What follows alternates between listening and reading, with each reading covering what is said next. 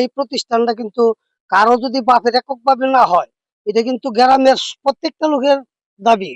কারণ এটা একটা গ্রামের সম্পদ। ওই গাছ ব্যাপারে যেটা শুনছি, বড় একটা গাছ আছিল না, হ্যাঁ, এই গাছটা তখন একবার 15,000 টাকা দাম হয়েছিল। তো একটা গাছই, পরে নাকি সমস্ত গাছগুলি তারা বেচছে, কইছি টেন্ডারে দিছে। গাছগুলো তো একটা গাছই তো গ্রামবাসী সবাই বলতেছে একটা গাছই তো 25,000 টাকা দাম হয়েছে। সবগুলো গাছ কিভাবে 16,000 টাকা বিক্রি হয়? আর গাছগুলো যদি এরা সরকারি টাকা, হয়তো আমি যদি 1 লাখ টাকা বিক্রি করি, 1 লাখ সরকারি কাজে লাগুক, আমি 1 লাখ টাকা, আমি 6,000 টাকা বা 15,000 টাকা আমি স্কুলের ফান্ডে দেবো, আর বাকি টাকাটা আমি আত্মসাৎ করবো, এরকমটা না হোক, আমি এটা না চাই না।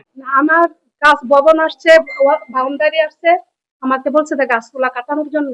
তখন আমি নির্বাহী কর্মকর্তার বরাবর দরখাস্ত দিছি।